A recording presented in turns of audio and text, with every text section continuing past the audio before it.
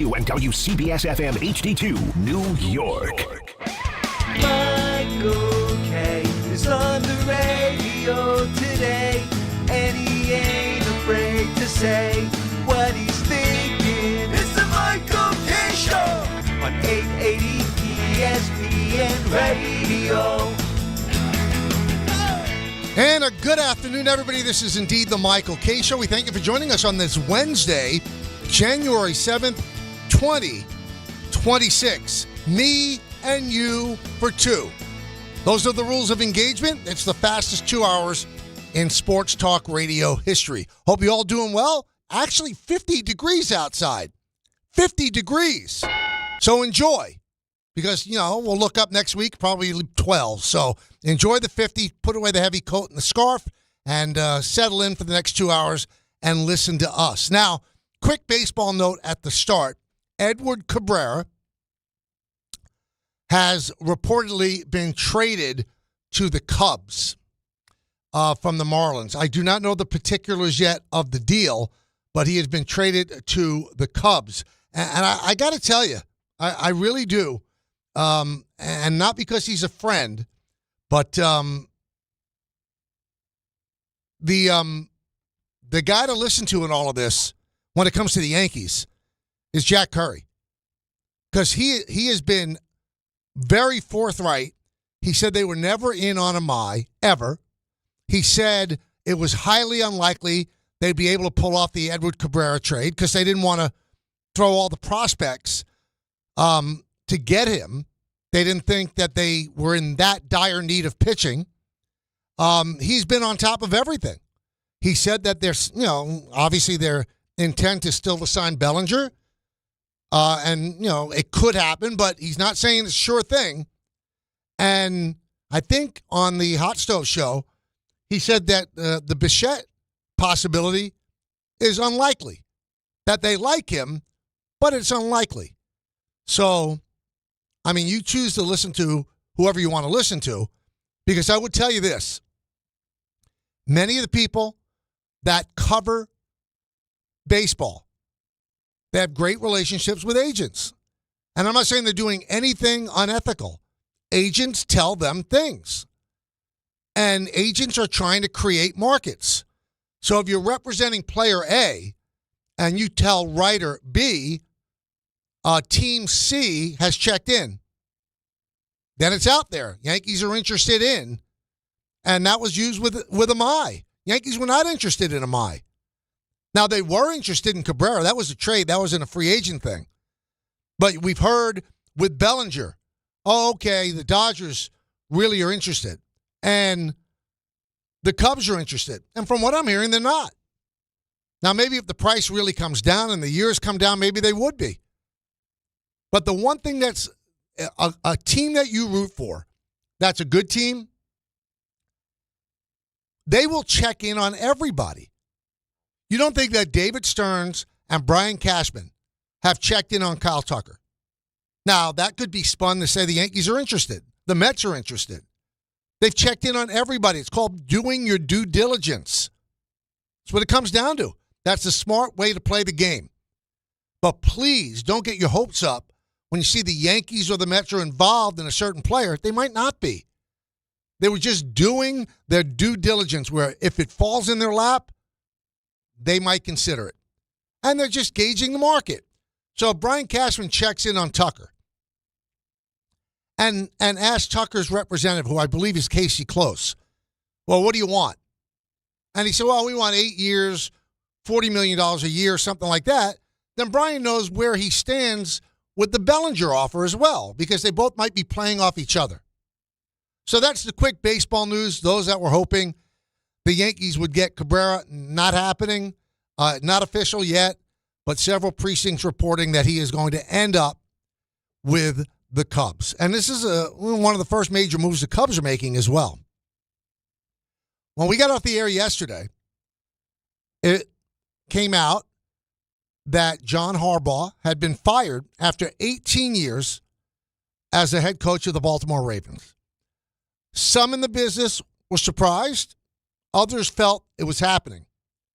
Now, the one thing that I have not been able to decipher Did he get fired because the ball went wide right? There's a meme out right now where they show the goalpost from that game, the crowd behind it.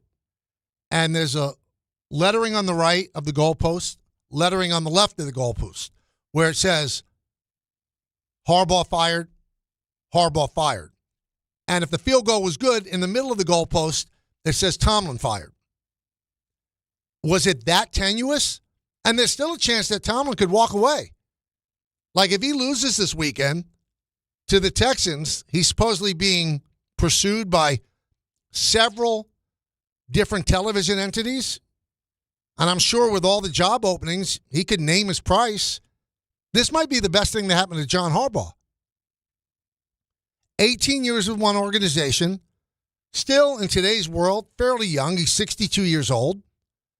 And I'd say that every team that has a vacancy probably has John Harbaugh at the top of their list, which means that if he narrows it down to two, he could probably get $15 to $20 million a year. Because I'm going to be honest with you. The way baseball is run now, I hate to say this because I think there are some managers that are better than others, but they're kind of fungible. You're working in collaboration with the front office. You are. So how do you handle the information that comes down from the front office? Some are good at it. Some are great at it. But it's not like you're hiring Billy Martin or Earl Weaver. You're hiring that manager for the relationships that he has with the players, and he gets them to play hard. Football, of all the sports, I believe the success of the team is predicated on who the coach is. Even more so than the talent. Who the coach is dictates whether or not they win. The scheme, the discipline, the culture. That's what it comes down to. And with the Giants, we've seen one bad coach after another. Shermer, McAdoo, Judge, Dable. With the Jets, chapter and verse, right? Now the Jets, looks like they're staying with Aaron Glenn. And there are a lot of Jet fans out there that say, well, why wouldn't you check in with Harbaugh? You know, they have a treasure trove of upcoming draft picks. They've got about $100 million in salary cap space that they could spend. So you can make, with the right moves and the right coach, you can make them better in a hurry if they could get that quarterback. Giants have the quarterback. But is that the preferred location for Harbaugh? So Ian O'Connor from The Athletic, who, when he writes something, I listen. He's not a guy looking for clicks. He's not a sensationalist. If he says it, to me, it's true. I don't even doubt it. I've known Ian for years. So before Harbaugh got fired, he said that Kevin Stefanski is at the top of the list for the Giants. He's number one. And then after Harbaugh got fired, Stefanski quickly dropped to number two. Quickly dropped to number two. Because it looks like Harbaugh would be a guy that could give the Giants legitimacy right away. And he's worked well with quarterbacks. 2 MVPs for Lamar Jackson playing under John Harbaugh. He won a Super Bowl with Joe Flacco. So the guy knows what he's doing offensively. And he hires the right guys defensively. But for some reason, it didn't work out in Baltimore. So there's some people I know in Baltimore go, not as great as you think he is. I mean, to never win a Super Bowl with Lamar Jackson begs the question, is it the coaching? But everything that I've heard today, he didn't have a bad relationship with Lamar Jackson. Monken, the offensive coordinator, did. And they supposedly spoke, the owner, Steve Bisciotti, spoke with Harbaugh and said, they were talking about changing the staff, and Harbaugh was locked into keeping Monken. And then it shocked everybody in the building because Harbaugh didn't even have a chance to tell his staff. He left the building. He was fired. He is not going to be without a job for long. The interesting thing is the Ravens owe him 3 years. They signed him to a 3-year contract extension before the season. That kicks in this season, this coming season. So he doesn't have to go out and grab a job just so that he could pay the bills. Doesn't have to do that at all. He's got 3 years of free money coming in. But he wants to work, especially 62. So every year that you sit out, you're getting older and older and older, and maybe you're not as desirable for teams. It's going to be interesting to see what kind of play Mike McCarthy gets, because he did sit out a year. And he is 62. But the one thing that I would recommend to everybody out there, check out the statistics for McCarthy and Harbaugh. They are remarkably similar. McCarthy won 1 Super Bowl. Harbaugh won 1 Super Bowl. Their winning percentage, Harbaugh is slightly better. McCarthy's playoff numbers are 11-11. Harbaugh's is 13-11. But it seems like Harbaugh is much more preferred than Mike McCarthy. Much more. And maybe the football people have their reasons for it.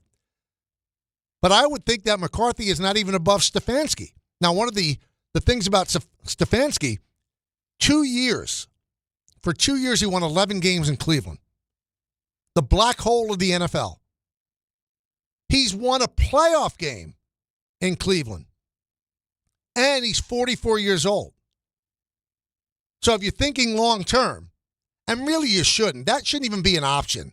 Because the longest tenured coach in the NFL is Mike Tomlin, 19 years.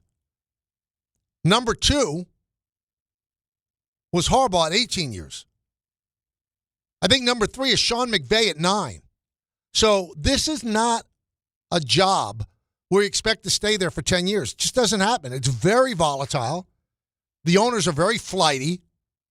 They want what they want when they want it. And if you don't win right away, you're gone. You see, a lot of people get canned after 1 year. So when will Harbaugh meet with the Giants? We're going to talk to Ian O'Connor at 1:30. He seems to have his finger on the pulse of what's happening with the Giants. He seems to always be right with it. Now, the interesting caveat with this, you come out and you say, Joe Schoen's going to be the GM. What happens if John Harbaugh comes in and said, yeah, I'll take the job. I want to bring in my own GM. I'll tell you what I would do. Joe Schoen would be gone. And I'm not a proponent of firing people, but if I could have John Harbaugh with his chosen GM or Joe Schoen with a coach that wants to work with Joe Schoen, I'm taking John Harbaugh. I just am. I think everybody out there within the sound of my voice would do the same thing. When you get a coach of that kind of stature that could legitimize everything the Giants are doing, you can't even say he's failed. He's never failed as a head coach. So he didn't make the playoffs this year. He made the playoffs the previous years. Didn't make the playoffs this year because of wide right. Wide right. So it would have been a 500 team. He would have made the playoffs again if the ball goes through the uprights. That's how volatile this situation was. Now, did the Giants sit back and wait to see if the Steelers lose to the Texans and then Tomlin's gone? Would you rather have Tomlin or would you rather have Harbaugh? A lot of people I talk to think that Tomlin's a better fit for the Giants than Harbaugh would be. One thing I would do if I'm the Giants, I'm not hiring a young coordinator. I'm not doing it. There's too much risk. Some of them turned out to be great. Liam Cohen has turned out to be great. Ben Johnson has turned out to be great. Sean McVay has turned out to be one of the best coaches you'll ever see. There are those that work. Joe Judge didn't work. Ben McAdoo didn't work. It looked like Dable was going to work after that first year, but then it fell apart. Aaron Glenn certainly didn't work in that first year. If you could get a tried and true, legitimate NFL head coach over a promising coordinator, I think you've got to go with the established guy. Because if you listen to what Aaron Glenn said, I want you to hear this, okay? This is what Aaron Glenn said yesterday, if I can, here we go, about being a rookie head coach. Listen to Aaron. As a rookie head coach, and same thing as a GM, man, going through the first year and really understanding the landscape of everything, like that's a huge deal. You know, I will tell you that right now. And speaking of myself, man, there's a number of things I know that I'll be better at. And again, I'm still doing self-reflection, but I know for a fact there are a number of things. And the confidence that I have in Mooj, the confidence I have in our owner, the confidence I have in myself, the confidence I have in some of the foundational players that we have, that's where the confidence really comes from, you know, if that makes sense. And it doesn't that say everything you need to know when you go with a coordinator? And this is not damning Aaron Glenn. He's being honest. Anytime you move into the big seat in whatever job you have, you're learning on the run because you never had that experience to be that guy. When you move from bench coach in baseball to manager, completely different. Bench coach gives an opinion to the manager, gives him options. The manager has to make the final call. Why are the Giants going to hire a neophyte that's going to be learning on the job? They've got to start winning games. It's been a cesspool here for the most part since the last Super Bowl. They keep getting it wrong. Bring in an established head coach. That's what Tom Coughlin was. He'd done a good job with Jacksonville. He had his growing pains with Jacksonville. But to never be a head coach in the NFL and then get the New York Giant job, so many expectations, a fan base that's very loyal but demanding. What do you need to go through that for? So the top three on my list, in order, Harbaugh, Stefanski, and McCarthy. And Stefanski and McCarthy, to me, are interchangeable. They just are. I mean, if you're the Giants, it all opened up for you when the Ravens said goodbye to John Harbaugh. It took the mystery out of it. Now, would he choose the Giants over any of the other jobs? Would he choose the Giants over Cleveland? He loves Cleveland. His family loves Cleveland. Mom and Dad got married in Cleveland. They went on their honeymoon to a Browns game in Cleveland at the old Municipal Stadium. Both brothers talk glowingly about that city. But do you want to get involved with the Haslams? Because they seem like a dysfunctional ownership group. Would he take the Titan job? And if you see all the reports out there, there are teams that have head coaches right now that have checked in with John Harbaugh's agent. So if Harbaugh said, yeah, I'm interested in you, they would fire the coach they have. That's how desirable this guy is. This guy, John Harbaugh, nobody likes to get fired. He just hit the lottery. He's going to pick and choose where he wants to go. Every team with a vacancy, other than the Ravens, wants him. Everyone. He's going to name his price. He's going to name his term. He's going to name his staff. And, unfortunately for Joe Schoen, he can name his GM. When you have a Super Bowl under your belt and you have a fairly pristine reputation, you get to make the call. Let's go to the phones. Let's go to Frank in Newark. Frank. Hey, good afternoon, Mike. Hey, Frank. I'm going to say this. When it comes to – there are a couple of names in the NFL right now that when it comes to head coaches, you just got to give the guy what he wants because he's got a proven track record. Harbaugh is one of them. The Giants cannot let that man walk out of the office without even trying to allure his attention to New York.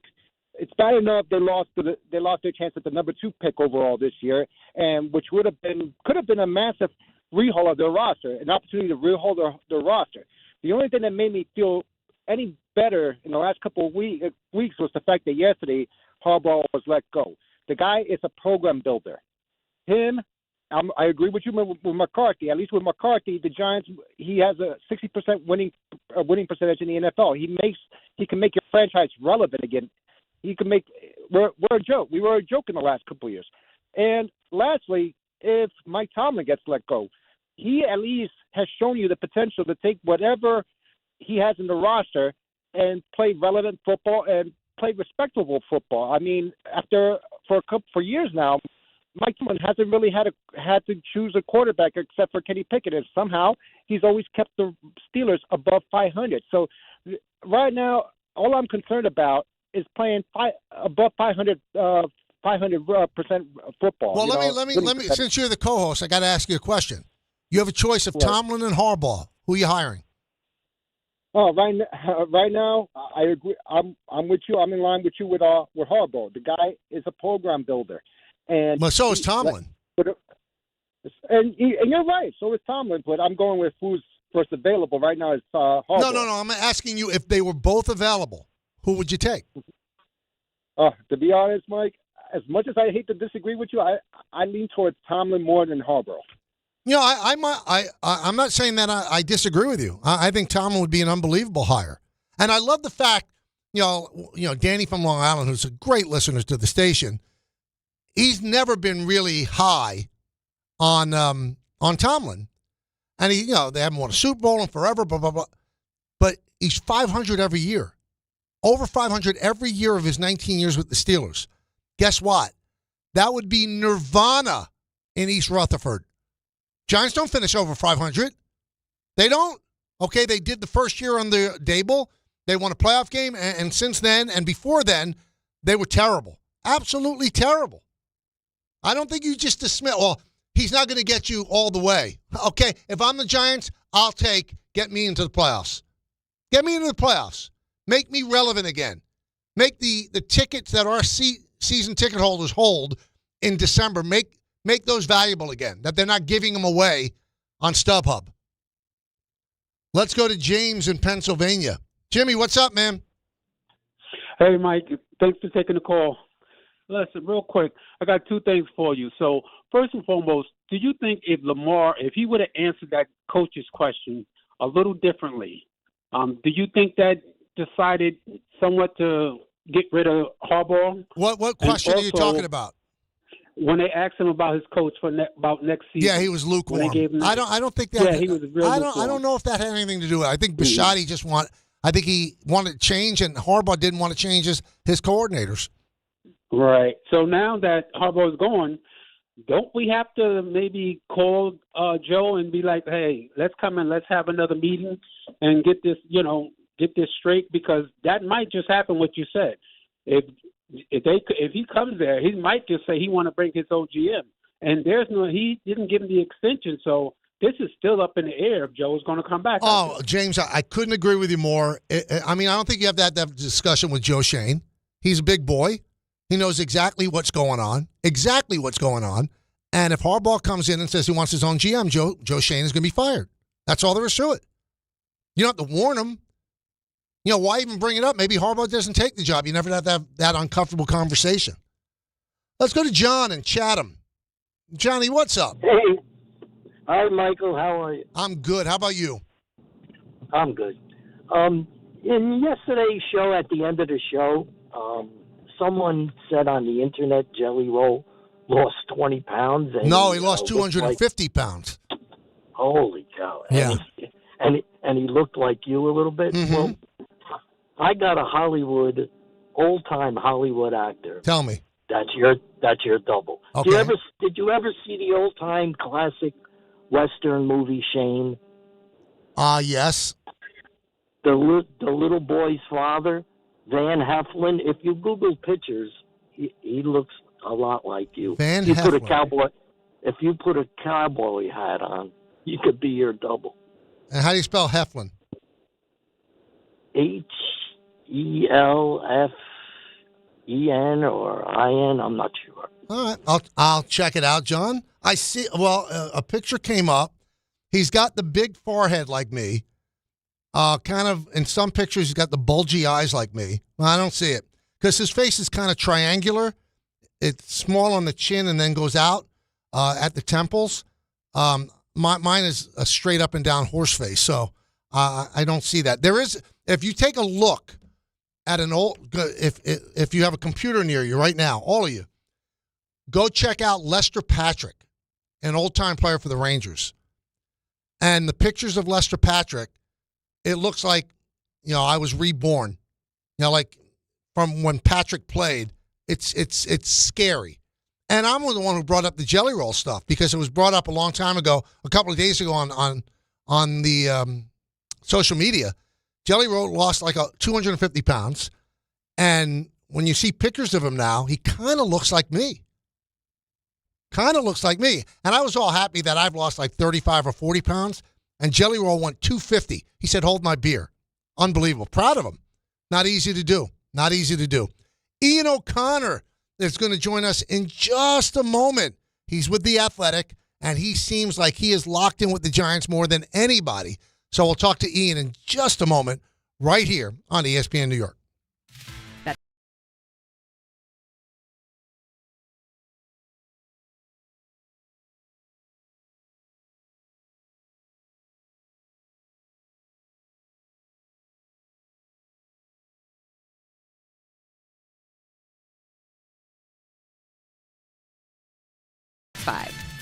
Gambling problem? Call 1-800-GAMBLER. 21 plus only. Must be physically located in New Jersey. T&Cs apply.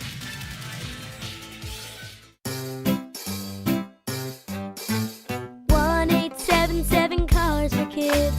KARS Cars for Kids. 1-877 Cars for Kids. Donate your car today. Call 1-877-CARS for Kids to reach a friendly live agent. Donation's super easy, and your car can be picked up as soon as tomorrow. Call us now. 1-877 Cars for Kids. Donate your car today. Did you know you can donate real estate too? Wednesday with Don, Hahn, and Rosenberg. Is John Harbaugh the Giants' top choice for head coach? I have a singular focus right now. I want John Harbaugh as coach of this team. I will scream it from the rooftops. This is what needs to happen. He's available. He likes the Giants. He likes Dart. They like him. They want him. They're going to bring him in for an interview, it sounds like, this weekend. This needs to get done. Don, Hahn, and Rosenberg today at 3 on ESPN New York and streaming live on YouTube. What if your instincts could pay off? With Robinhood Prediction Markets, you could put your knowledge to work on the events that matter to you. Prediction Markets isn't just sports. It's the Fed rate decision, your favorite awards show, and so much more beyond the playing field. Trade events with Robinhood. Visit Robinhood.com/predict. That's Robinhood.com/predict. Futures and cleared swaps trading involves significant risk and is not appropriate for everyone. Event contracts are offered by Robinhood Derivatives LLC, a registered futures commission merchant and swap firm. Murray to the net. Score! The New York Islanders are back in action with a brand new theme night schedule you won't want to miss.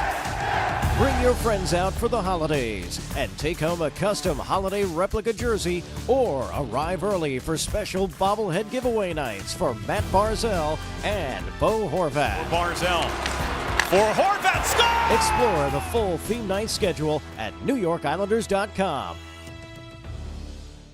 If you've been injured in an accident that wasn't your fault, then you need a lawyer who knows New York's unique personal injury and workers' compensation laws. At the Parisman Firm, they have decades of experience handling all types of accident cases and a proven track record of delivering huge results. Their team has already recovered nearly $1 billion for injured New Yorkers. From construction to car accidents and slips and falls, they've got you covered. Call the Parisman Firm now at 718-WORKERS, where your case is their cause. Get the justice you deserve today. 1 in every 6 men is likely to be diagnosed with prostate cancer in his lifetime. That's why New York Presbyterian wants to remind men over 50 to book a prostate cancer screening. A simple blood test is all it takes. It could save your life. Screenings are available across New York City and Westchester at locations near you. Schedule your annual prostate cancer screening today at nyp.org/cancer screening.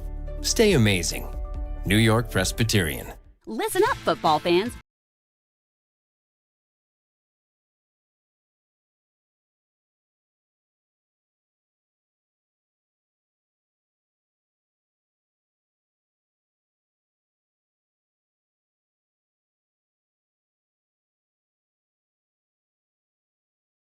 At Bet365. Gambling problem? Call 1-800-GAMBLER. 21 plus only. Must be physically located in New Jersey. T&Cs apply. In-app only.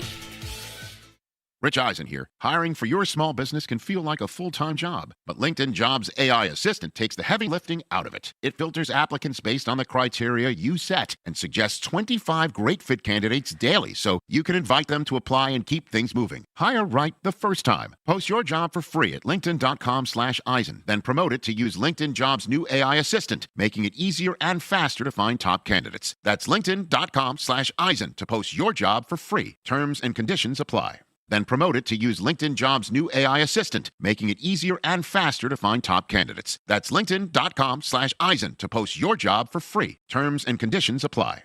My name is Whitney Allen. I am a widow. My husband Ryan died. We never thought in a million years we'd have to use life insurance. The unexpected happened. With Ethos, it is so fast and easy. It's 100% online. You can get a quote in seconds, apply in minutes, and get same-day coverage. No medical exams, and you can get up to $3 million worth of coverage through Ethos. Get your free quote at ethos.com/game. That's ETHOS.com/game. Time spent on application may vary. Online health questions required. Welcome back to the show. You might be listening to us on 880 ESPN or the ESPN New York app, or you might be watching me right now on the ESPN New York YouTube channel. Whichever way you consume the show, we thank you for being a part of it. And now joining me, a good friend. And as I said, when he writes something, he's not looking for clicks. He's beyond clicks. He's a star. He's a best-selling author. New York Times sits atop that list all the time. He doesn't need your clicks, your filthy clicks. So when he writes it, I listen, and that's Ian O'Connor of The Athletic. Ian, how you doing? Actually, I do need their clicks, Michael. So that was a very generous and overly kind introduction, but I very much appreciate it from one of the greats of all time like yourself. Please. We've really, really done each other proud. Anyway, yesterday, before Harbaugh was let go, you had Stefanski at the top of the list. Then Harbaugh gets let go, and you have him at the top of the list. What do you think the odds are he becomes the Giant coach? Because I'm not worried about whether the Giants want him or not. If they're of the right mind, they would. But does he want them? That's a great question. Now, the Giants absolutely want him. And just look at the numbers. He's beyond winning a Super Bowl. And granted, that was many years ago now. But he's won 62% of his games. He's won 13 playoff games, 8 road playoff games, which is a league record. And he's just done everything that would lead you to believe he'd be the best coach maybe the Giants have ever hired, at least at the time of the hiring, because the Giants have never hired a Super Bowl winning coach. Coughlin and Parcells won their Super Bowls with the Giants. And arguably, he'd be the most accomplished coach they've ever hired, again, at the time of the hiring. Maybe Dan Reeves is in that conversation, but he didn't have a ring when he got hired by the Giants and never won one. So, yeah, it would be a walk-off grand slam if they hired either John Harbaugh or Mike Tomlin, who I endorsed weeks ago. Tomlin's not available right now. If they get beaten Monday night by Houston, is it possible he becomes available? Probably more likely he does TV if he leaves the Steelers. But if he jumps into the marketplace, can you imagine that? If the Giants now are in play for Harbaugh, Mike Tomlin, and then Stefanski is sort of a fallback guy who won 2 Coach of the Year awards. So the Giants right now are in a much better position than they were a few days ago. All right, so I asked a caller this previously. I'm going to ask you. If Tomlin is available and Harbaugh is available, who are you taking? Well, that's a tie. That's a tie, Michael. They're both great coaches, and Tomlin, I would say the same thing. He'd be the best coach at the time of the hiring that the Giants have ever hired. And I have to say, I mean, this is something you can't avoid. The Giants have played football for 100-plus years, and they've never had a black head coach. So if you're looking for a tiebreaker, yeah, I mean, and head-to-head, Tomlin has beaten Harbaugh a little bit more than Harbaugh has beaten him, although it's pretty close. So I think you can't go wrong either way. It's like, who do you prefer as the greatest player of all time, Michael Jordan or LeBron James? They're great arguments for both guys, and I would feel the same way about Tomlin and Harbaugh, and I think it's a tie. I really do. And listen, if you could just get one of them available who's willing to take your job, hire the first person who says yes. That's what I would say. Well, if he meets with the Giants this weekend, the old saying, it's a cliche, do you let him out of the building before he signs with you? Even No, if you try you don't not even to. wait, you don't even wait for Tomlin, is what I'm saying. Oh yeah, you can't wait. If you're getting a yes, now they have to honor the Rooney Rule, so Right. that's in effect. Okay, so they can't make that offer until they honor that with John. Now, last night, Saturday looked like the most likely day for that meeting, with a chance of being pushed into early next week. But there was a report today, I think it was Giants Insider podcast, that said it might actually get moved up till tomorrow. So if that happened, that actually, to me, would be a good sign that, I mean, the Giants want him. They're acting very urgently. They realize the stakes here are immense. If that gets moved to tomorrow, to me, that's actually a good sign for Giants fans. So let's see. These things are so fluid with everybody's schedule and so many interviews now that are getting ripped off here that it's a challenge to put it together. But Stefanski was going to be the lead candidate. And I wrote this when I did initially tweet that out. I said, but the Giants are having internal conversations about Harbaugh. If he becomes available, he will hurdle Stefanski. Well, guess what? The next day, he became available. And you asked the question earlier, does John Harbaugh want this job? I think that right now, and I'm a golf guy, as you know, I know you're not, I would say that the Giants are the leader in the clubhouse, but only by a shot or two. I think Atlanta and Tennessee are very much in play, and they have different things about those jobs that would be appealing. But I remember asking, this is years ago, when Jim Harbaugh was a possibility for the Giants. And I asked John, do you think your brother would be interested in that job? And he said, the New York Football Giants? Like, are you kidding me? Of course. Right. So he gets it. He understands the magnitude of this job and being a head coach in New York. And so I do think it's very attractive to him. Now, there are people in Cleveland, the very well-respected Mary Kay Cabot, coming out and saying that there's a Harbaugh family big-time affinity for the city of Cleveland. The parents got married there. They honeymooned at a Cleveland Browns game at Old Municipal Stadium. Do you think that has any pull to Harbaugh? Well, she's a terrific reporter, and I think that might have some. But listen, the quarterback situation there, what is it? Right. So at least with the Giants, you feel really good, or at least pretty good, about Jackson Dart being a franchise player at that position for the next 12, 13, 14 years. And so you look at Atlanta. What do you think about Penix? Obviously, Cam Ward is in Tennessee. Not only that, the GM of the Titans, Orgonzi, is an Andy Reid guy, and also John Harbaugh worked forever with Andy Reid in Philly. So you don't know how those things play out. At the end of the day, even though Joe Schoen has been criticized, if not mocked, for constantly saying that the Giants have pieces in place. Well, guess what? They do have pieces, particularly at the most important position. And hey, Joe Schoen made a lot of mistakes, but you have to give him credit for moving up and drafting Jackson Dart. I don't want to hear that was Brian Daboll's guy. As you know, Michael, in sports, the GM gets credit or blame for his draft picks. And he moved up and drafted Dart, so he's got to get credit for that.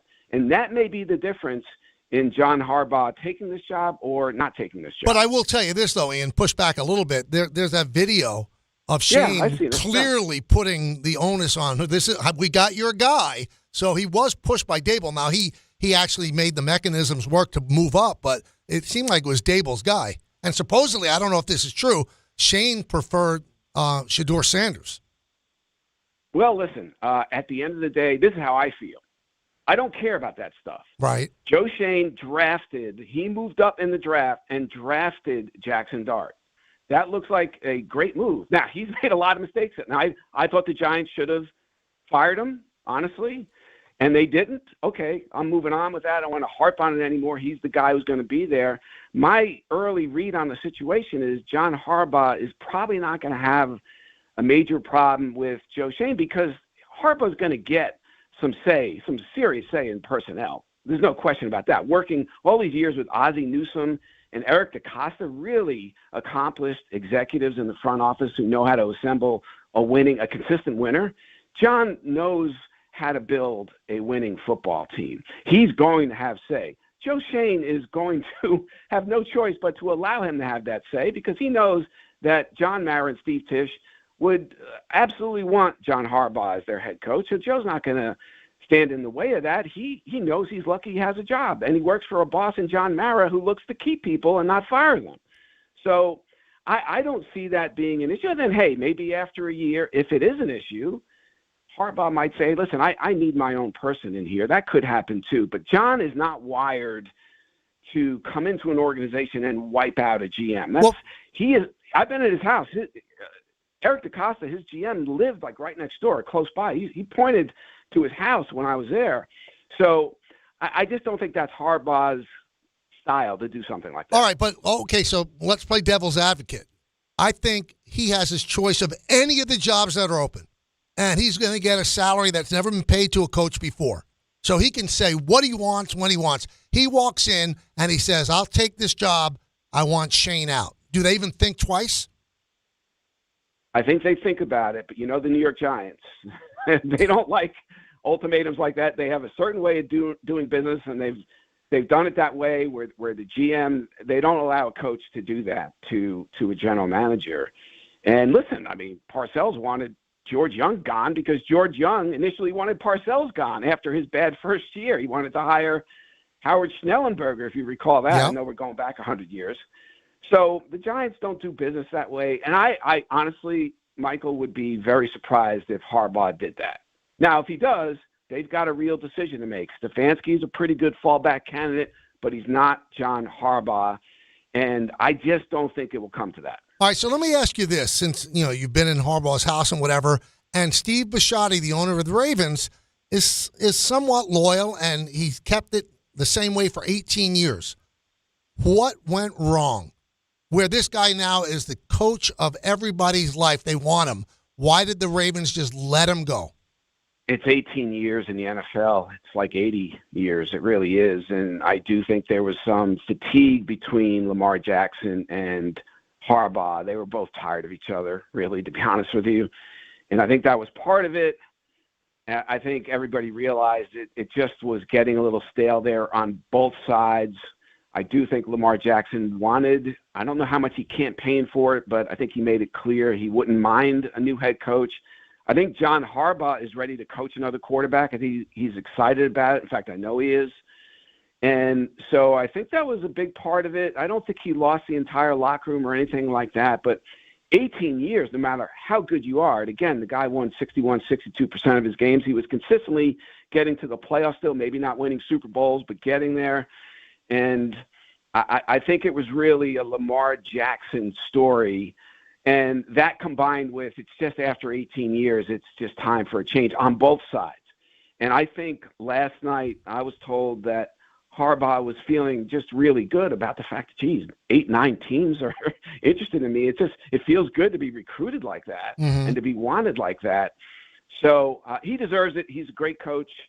And I think he coaches with humanity. He, to me, is a kinder, gentler Tom Coughlin. And Darius Slayton said, hey, we need a Coughlin-esque guy in here. Well, guess what? Harbaugh, I think, fits that mold, just maybe a little bit kinder and gentler than Coughlin was. Now, Gary Myers, who does a show here on Saturday, has been tweeting out that Harbaugh really likes Dart, and he's done his homework on him. Well, he got fired yesterday. Did he think he was going to get fired and was doing homework before? I think he went into that meeting with his owner thinking he was going to stay, and maybe a little surprised at how much pushback he got in terms of his offensive coordinator and that relationship that Todd Monken had or didn't have with Lamar Jackson. And I do think he thought at the end of the day he would still be the head coach of the Baltimore Ravens. But John's a smart guy, and he knew there was a chance that a change could be made. And he was aware that there were a lot of teams out there interested in him. He was aware the Giants were interested. And the Giants had been, and I reported this, the Giants were having internal discussions about Harbaugh before this happened. I mean, I'd go back at least a week. They were having these conversations. Okay, what if? And I'm sure they're having that about Tomlin too. Yes. So I think that word gets out, and obviously John probably, and if not definitely, looked at the potential openings before that meeting, days before, and tried to survey the scene a little bit. And I do know that the New York Giants are, if not at the top of his list, and I think they are at the top of his list, but they're certainly really close to the top of his list in the worst-case scenario for Giants fans. And I think the Giants have to win this meeting. We talk about winning the press conference. Joe Schoen and ownership need to win this meeting with John Harbaugh, and if they do, I think he'll be the next head coach of the Giants. Talking with Ian O'Connor of The Athletic. Now, before I let you go, when he got fired, I said to myself, this is a gift from the gods for the Giants. But I look at it this way, too. Now all the pressure is on them. It could be a curse. If they can't lock this guy down and another team gets him rather than the Giants, that would be an awful look for the Giants. Do you agree? Yeah, this is their Super Bowl, right? Yeah. 4-13. This is their Super Bowl game right here, and they have to win it. I wrote that for The Athletic. It's funny, the other day, I think it was Saturday, I wrote for The Athletic that the Giants coaching search, which seemed very underwhelming, needed some help from the AFC North. And they got it. They got it. With two guys shaking free. And so, listen, Stefanski is not a bad fallback candidate. But now, with the buildup with Harbaugh and basically 99% of the fan base wanting John, if they end up with Stefanski, it's going to feel like a pretty major letdown. It's probably not fair to Stefanski, but that's reality. So they need to win this one. They've lost a lot over the years, as we both know. They need to win a big game here, and this is a very big game. I said it was the last question, but I have one more. So I saw your story on Aaron Rodgers, and you were in Pittsburgh for that game. And I thought that Rodgers turned back the clock in the fourth quarter. He was terrific. He made beautiful passes, great decisions, and that's why they got him. 2:20 left on the clock. Go score us a go-ahead touchdown. You wrote the book on Rodgers. You're in the locker room. Does he talk with you? Is there a friendliness? Did he not like that book?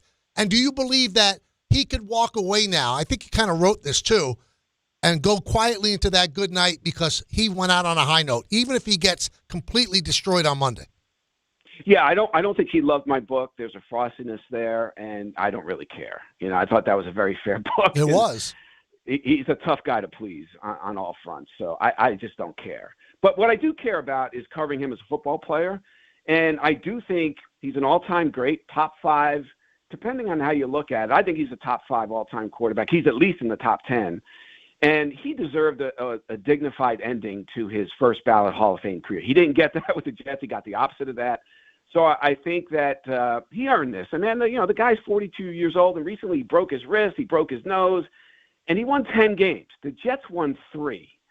So you got to give him credit for winning that division, granted not a great division, but getting to the playoffs and earning the hard way a dignified ending to his career. If Tomlin is back, I do think there's a pretty good chance Aaron will play for him one more year. If Tomlin leaves, then it gets a little dicey. I don't see him staying in Pittsburgh for another coach. Maybe Minnesota, or retirement at that point. But I think right now, and particularly if they win Monday night, and I actually think they might, if Tomlin stays, I actually think there's a better than 50-50 chance that Rodgers comes back and plays for him one more season. We have had Steve Young. We have Steve Young on the show every Monday, Ian, and he has long said, if you're a quarterback and your arm is still good, with the rules in place right now, you'd be crazy to retire. He said Tom Brady, well, that's why he didn't retire. He said the only reason Peyton Manning retired was he couldn't throw anymore. He didn't have an arm. But Aaron Rodgers has an arm. Why would you retire? Yeah, it's a great point. As long as you have an offensive line that protects you. And, hey, this is why I give LeBron James so much credit at his age. He can't, in his sport, you can't hide like that. You don't have an offensive line protecting you in the pocket, and you're just standing there and throwing the ball. You still got to run up and down the court and jump and do everything that LeBron still does at his age. That's even more impressive. But you're right. Rodgers still has the arm. He could still make big plays in the fourth quarter. He proved that Sunday night. And that's why I think if Tomlin's back and they add a couple pieces, they need another wide receiver. That's obvious. When Metcalf was out, man, it's just so hard for anybody to get open on that team. Yep. So, I think it's very impressive, and I think he, at the very least, by winning the division and getting to the playoffs, Rodgers has already clinched, no matter what happens Monday night, a really good ending for himself. Great stuff, Ian. I'm going to keep following you because you tell me exactly what's going on. You could read Ian in The Athletic. Thank you, my friend, for giving us a couple of minutes. Hey, always for you, Michael. You got it. We'll take some of your phone calls. Remember, at the 2:30 spot, We talk to Mike Lupica. It's his spot every Wednesday, so stick around with us. The quickest 2 hours in sports. We roll till 3. At that time, Don, Hahn, and Rosenberg right here on ESPN New York. I know that hiring can be challenging. You sort through tons of resumes and you get too many so-so applicants. You're just waiting for someone to match your role perfectly. Well, now, there's a place where you can meet them fast. ZipRecruiter. Need to hire right away. Start your search for strong candidates. The right fit awaits. Build your team. Build it sooner. Meet your match on ZipRecruiter. Just head to ZipRecruiter.com/ESPN right now to try it for free, and you're on your way to meeting your match. 4 out of 5 employers who post on ZipRecruiter get a quality candidate within the first day. So try it now. Go to ZipRecruiter.com/ESPN. Once again, that's ZipRecruiter.com/ESPN. Meet your match on ZipRecruiter. Try it free. Hey, football fans, picture this. You bet on your favorite player to score the first touchdown in the game, but his teammate scores instead. If this happens, BetMGM wants to give you another chance at the end zone. With BetMGM's Second Chance promotion, you'll get your stake back if your first touchdown scorer scores second instead. Really? That's right. Bet on any pro football player to score the first touchdown of the game. If you're right, you win. If your player scores second, you get your stake back in cash. With BetMGM's Second Chance offer, you have a chance to keep the fun going after the first player crosses the goal line. BetMGM and GameSense remind you to play responsibly. See BetMGM.com for terms. 21 years of age or older to wager and physically present in New York and New Jersey only. Existing customer offer. Subject to eligibility requirements. Rewards paid back and unrestricted withdrawable funds. Gambling problem? In New York, call 877-8-HOPE-NY or text HOPE-NY 467-369. In New Jersey, call 1-800-GAMBLER. We expect our information in real time. US Med carries continuous glucose monitors, which provide real-time readings of blood glucose levels. US Med is an approved provider for Medicare and over 500 private insurers. So call 888-665-0696 today for a free insurance and Medicare benefits check as easy as... That's 888-665-0696. Switching to Progressive is a game-winning call. And that reminds us of other game-winning calls in the history of sports. So it was the fourth quarter and we're down by 5. Sweat pouring down my face. Suddenly it hit me. If only I could wrap part of the towel around my forehead. And that's how I became the first basketball player to wear a headband. Okay, not really a game-winning call, but it was a good call. You can make one too. Switch to Progressive and you could save hundreds. Progressive Casualty Insurance Company and affiliates, not available in all states. You live for this. The wins, the losses, the slam dunks, and the buzzer beaters. The dream that this is your team's year. Hope, it's what keeps you coming back. So you represent with anticipation and with pride. Because when everything's on the line, your support means everything. That's why the NBA Store is here to support you. Check out the largest selection of official NBA gear at NBAstore.com. A Fanatics experience. Welcome back to the show. My esteemed producer, Ray Deanahan, lining up the call. So make the call if you like. 1-800-919-3776. Game Time brought to you by Tullamore Dew Irish Whiskey, because when it's game time, it's Tully time. 7:30, the Knicks host the Clippers. Can they snap their 4-game losing streak?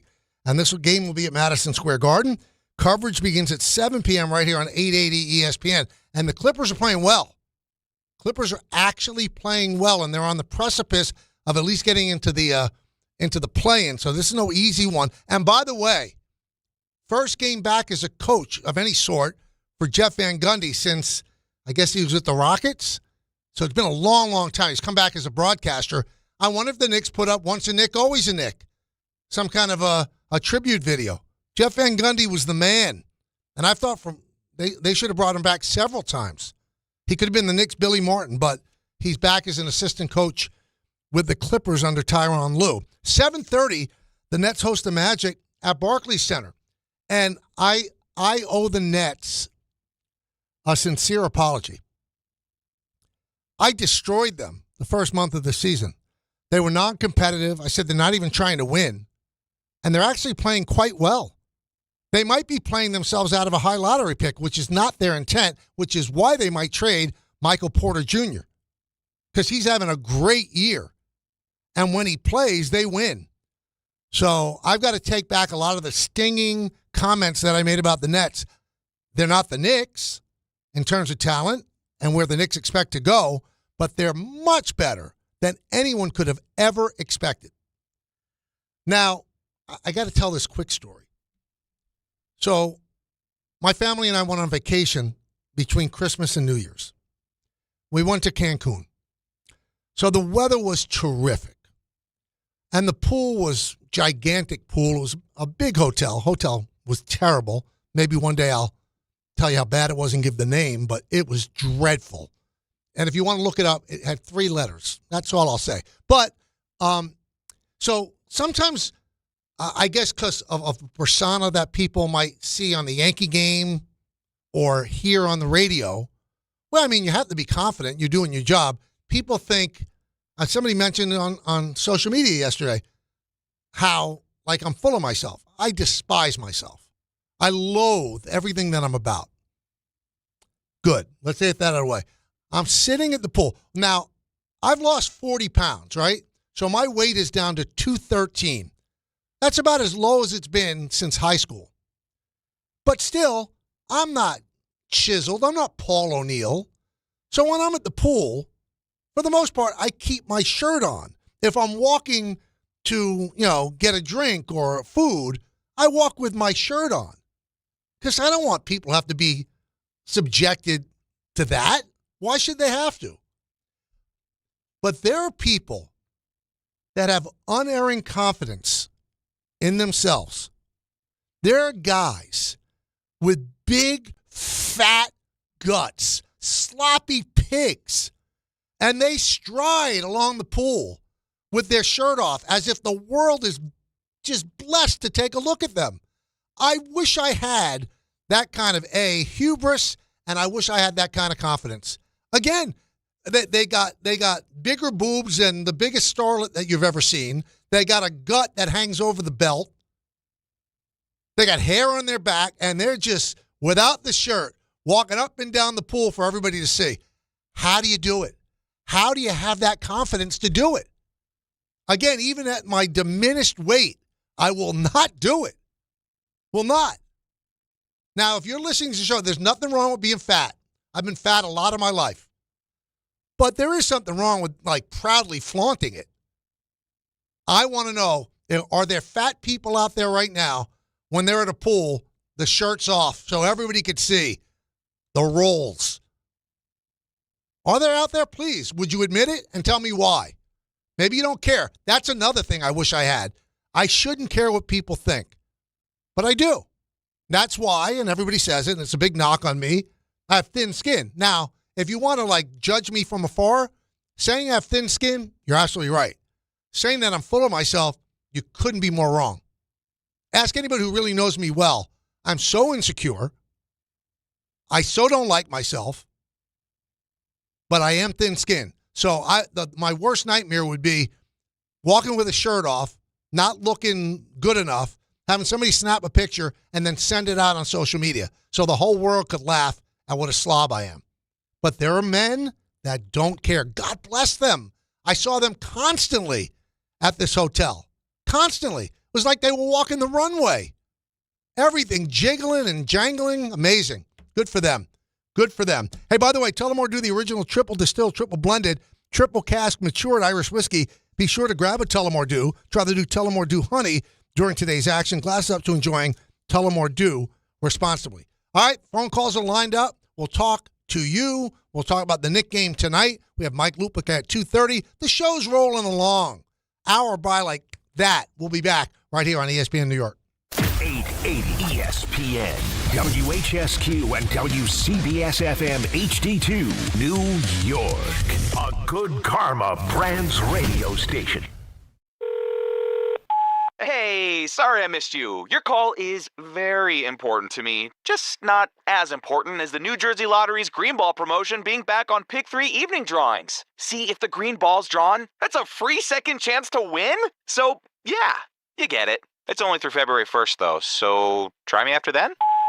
Must be 18 or older to buy a lottery ticket. Please play responsibly. If you or someone you know has a gambling problem, call 1-800-GAMBLER. For game odds and promotion details, visit njlottery.com/pick3. Good Karma Brands is proud to be an equal opportunity employer, providing equal employment, development, and advancement opportunities to all teammates and applicants. To learn more about careers with us, please send an email to talentacquisition@goodkarmabrands.com. That's talentacquisition@goodkarmabrands.com. Bet365 is paying.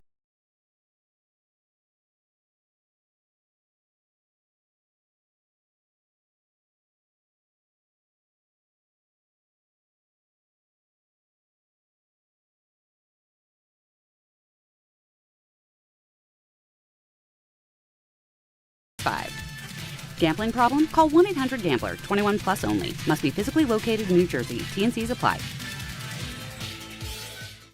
If you've been injured on a construction site, then you need a lawyer who knows New York's unique labor laws. At the Pairosman Firm, they have decades of experience handling construction accident cases and a proven track record of delivering huge results. Their team has already recovered nearly $1 billion for hardworking New Yorkers. From scaffold accidents to slip and falls and equipment failures, they've got your back. Call the Pairosman Firm now at 718-WORKERS. That's right, 718-WORKERS, because your case is their cause. Get the justice you deserve today. Avatar Fire and Ash has arrived. I am the fire! Get your 3D tickets now for the greatest chapter of the biggest saga in history. Whatever happens, protect his family.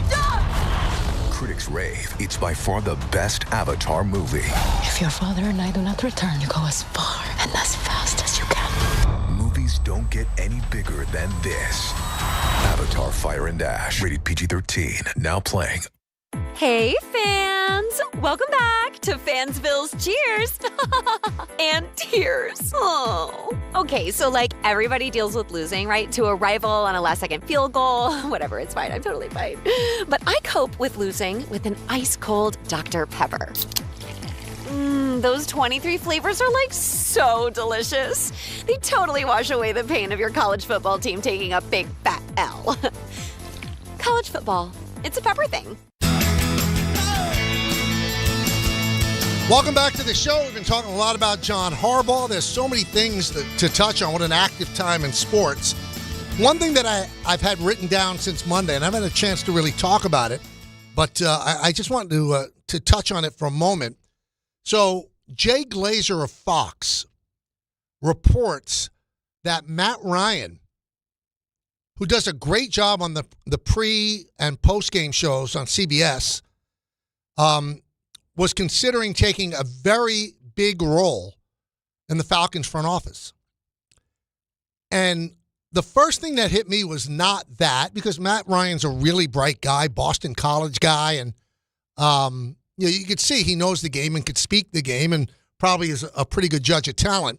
So he'd be a valuable asset to Arthur Blank and the Atlanta Falcons. But Jay Glazer broke the news on Fox. Matt Ryan works for CBS. How red hot do you think CBS is? Well, wait a minute. You're talking to another team and another guy breaks it and we don't? We're paying you all this money? Now, to make it even more comic, there's word out there that he might take this gig because Arthur Blank has completely gotten rid of everybody, Fontenot and Raheem Morris. And he might take the gig, but it's out there that he wants to still work at CBS. Something has to happen in the NBA, in the NFL, and with all the networks as well. Because when you see how incredibly active Tom Brady is going to be in choosing the next coach of the Las Vegas Raiders, how is that not a conflict of interest? And this coming from a guy with two jobs. And I constantly am trying to avoid getting wires crossed where there's a conflict. How do you do a playoff game this week when you're Tom Brady on Fox and also be so active in choosing the next head coach of the Raiders? It just doesn't seem right. How is Matt Ryan going to be active in the front office? I don't know exactly what his title will be or his role will be. And still, every Sunday and sometimes Saturday, opine on what's going on in the NFL. And how could we trust that there's not some agenda there? How do we trust there's no agenda with what Brady's saying? How? How do we trust if Ryan takes that job and stays at CBS? The networks have to get together and go, this can't go on. Tom Brady certainly doesn't need the Raiders. You know, he owns a minuscule part of them. He makes $37.5 million from Fox. I think Fox has the right to say, you know, make a choice, Tom. Make a choice, but I don't think they will.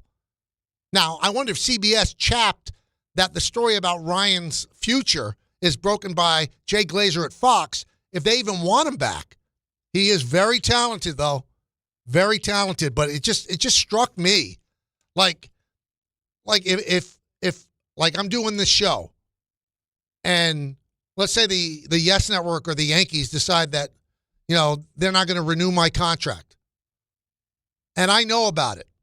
And Andrew Marchand breaks it on The Athletic, and I don't say anything on this show. You don't think that ESPN and Good Karma should be red hot? Well, wait a minute. We're paying you to do a show here. You know you're leaving this high-profile job, and Andrew Marchand has it before us? Now, none of it, it's not happening. It's just, you know, obviously a for instance. But if I'm CBS, and I've seen it happen with other guys too. You get paid by a place, you kind of owe them that. I don't know. Maybe Matt Ryan thought it wouldn't get out, but it did, and it got out to a rival network. How does that make CBS look? 1-800-919-3776. Let's go to, where are we going here? I'm losing the cursor, and I feel like cursing. Oh, I got it now. Dave in Westchester. Hey, how you doing, Michael? Hey, Dave. Everything you said, I'm making a giant point, but I'm just going to reiterate what you said. You said the same exact thing like Mad Dog Russo said, except for he went bananas and crazy about it. Where did he say? On his radio show or on ESPN? No, he went on First Take. Okay. He went wild on Brady, you know, working for the networks and he's going to pick the coach and he's going to pick this and he's going to do this. And he said it's ridiculous. It never should happen. So, but that's not why I called. I was calling to ask you to make me understand something, because all the media, not just you, everybody in the media was saying that Joe Schoen is going to be the one who picks the new coach. Now, if that's the case, I mean, Harbaugh, to me, I'm a big Giant fan, Yankee fan, blah, blah, blah. You've heard me before. If Joe Schoen was going to be picking the coach, why would he pick somebody of the stature? I mean, I want Harbaugh more than anybody, probably more than the guy on the morning show, Dave Rothenberg. I love the Giants. Harbaugh is the guy. He's the one you want. That's it. Point blank, period. Write a blank check, and that's it. Done. Get it done today. That's my opinion. But if Joe Schoen was the one picking, why would he pick somebody so high up in stature? That guy could come in and say, listen, I want Schoen out of here, and he's gone. Well, but I think Dave, that what you're doing is you're giving Shane too much power. Shane is kind of vetting the candidates, and then he'll present them to the owners to make the choice. Joe Schoen is not hiring that coach. Mara and Tish and their families, they're hiring the coach. Now, the one thing Joe Schoen could vet and take guys out that might not want to work with him, he can't do that with Harbaugh. Harbaugh is a known commodity. John Mara knows who John Harbaugh is. Tish knows who John Harbaugh is. So he's not going to be vetted out. They are going to be very active in pursuing him. Joe Schoen's not going to have any say whatsoever. Any say. And if I'm Joe Schoen, you know what I want for this upcoming season? I want to have a good year. So I get a contract. Because if they're lousy again, if he hires a young coach and the coach doesn't work out, has a first year like Aaron Glenn just had, he's gone. So Joe Schoen shouldn't worry about having some of his power usurped. Joe Schoen should worry about, I want the best coach possible that's going to give me the best opportunity to win. The best. So I think the one thing that you have a little wrong, Dave, is that he's picking the coach. No, he's not. He's vetting the coaches, and then he presents them to ownership. Because when a coach is hired, no GM has carte blanche. None. David Stearns might have wanted to hire Carlos Mendoza. It was Steve and Alex Cohen that said, okay, hire him. He was presented to them. But if there was a manager out there that was a big-time star, that like Terry Francona, and Steve Cohen wanted him and David Stearns didn't, he would hire Terry Francona over Carlos Mendoza. So it's when you're interviewing people without that resume that the GM becomes involved and could, move and shake what benefits him most. The Harbaugh thing, that's out the window. Out the window. Jerry in Wayne. Jerry, what's up, man? Hey, Mike, how are you? I'm good. How you doing? Great. Listen, long-time listener, love you on everything you do. Especially Thank you, man. Thank you so much. You're welcome. Listen, long-time Giant fan. I have a little bit of a different take. I'm not sure what's wrong with Mr. Mara. He has cancer, which is something I wouldn't wish on anyone. But with that, knowing that, I think it would be better for the Giants to actually hire Harbaugh as VP of operations or president of operations, whatever you want to call it. Let him make all the football decisions. He could create the strategy and the longevity that we've been missing since George Young has been, and all his tales have been gone. So to me, that we haven't really been making great decisions on who to hire. And John certainly knows the NFL inside and out. He knows everyone. He knows what's going on. I think he would be a great hire, and let him decide on the GM, the coaching staff, and how to move forward. Make him, give him a blowaway offer that no other team is even thinking about. I think that's what the Giants really need to do. Offer him a new position that no one's even thought of before. Well, I would, Jerry, I would respectfully disagree. The thing that makes John Harbaugh attractive is that he's a great coach. We don't know what kind of executive he'd be. Again, you'd be hiring a neophyte executive. Executive is a completely different job. Completely different job. I want him as a coach. He has not shown me that he can be an executive. That's failed in the past before. And because he's a coach at heart, and his brother's a coach, and his dad was a coach. He's a coach. I don't think he wants to be in a suit in an office at 1925 Giant Drive. I just don't think he wants to. And if I'm the Giants, that's not the job I want for him.